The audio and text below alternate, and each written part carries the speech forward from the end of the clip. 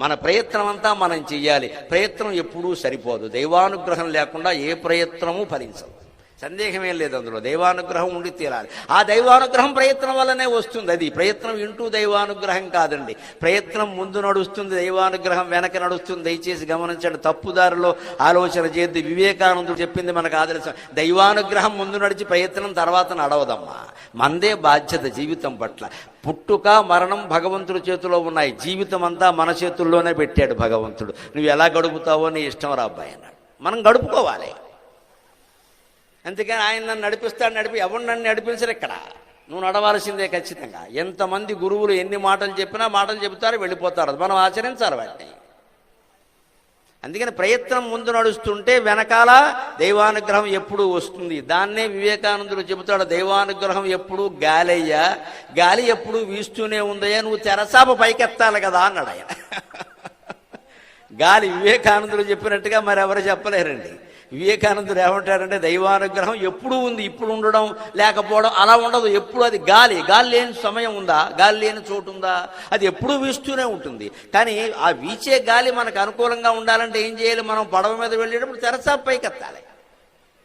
అప్పుడు అనుకూలమైన గాలి వల్ల పడవ కొంచెం ముందుకు వెడుతుంది. జాగ్రత్తగా మనం జాగ్రత్తగా నడుపుకోవాలి. చుక్కాన నీ చేతిలో ఉండాలి, పడవ నువ్వు నడుపుకోవాలి. అందుకని గాల్లో దీపం పెట్టేసి దేవుడా నీదే భారం అన్నట్టుగా పడవ నడపడం కూడా మానేసి, తెరచా పైకి లేకపోవడం కూడా మానేసేసి అలాగే ఉంటే గాలికి పడవ మునిగిపోతుంది. ఎటు పడుతుందో తెలియదు. జీవితం అంతే. అందుకని ఆవిడ కరుణ మన మీద ప్రసరించాలి అంటే మనం ఆవిడని ప్రార్థించాలి. ప్రార్థిస్తూనే ప్రయత్నం కూడా చేయాలి. అందుకే అంత కనకదుర్గాదేవి చేతుల్లో ఒక చెయ్యి ముందు మీరు గమనించండి. కింద ఉండే చెయ్యి అభయహస్తం ఉంటుందమ్మా. నిజానికి అన్ని ఆయుధాలతో ఉన్న అమ్మవారిని చూస్తే భయం కూడా కలుగుతుంది. చిన్నపిల్లలు అయితే మన అడుగుతారు, అమ్మా అమ్మవారి చేతుల్లో అన్ని ఆయుధాలు ఎందుకు ఉన్నాయి అని అడుగుతారు. దేవత కదా, కరుణించాలి కదా అని అడుగుతారు. ఒరే అబ్బా అన్నీ ఉన్నాయి కానీ ఈ చెయ్యి చూడరా అని చూపించారు. ఈ చెయ్యి అభయహస్తం. అదేమిటి? మండుటెండలోన మర్రి నీడను బోలి, మండుటెండలోన మర్రి నీడను బోలి, అభయహస్తం ఒకటి శుభము సోపు.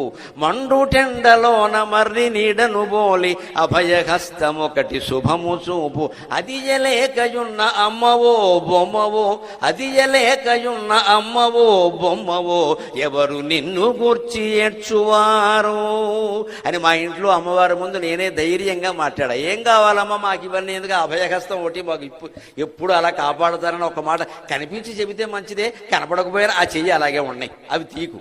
ఎందుకంటే మనకు బాధ కలిగినప్పుడల్లా మీరు కూర్చున్నా, నుంచున్నా, అన్నం తింటున్నా, మంచం మీద పడుకున్నా దేవతా విగ్రహం ఎదురుగా ఉండాలి. దయచేసి గమనించండి. పిచ్చి నమ్మకాలకి పోవద్దు. పడగదిలో దేవుడు ఉండొచ్చా? దేవుడు లేను చోటుందా? నువ్వు పెట్టేదేడు కొత్తగా ఎక్కడ?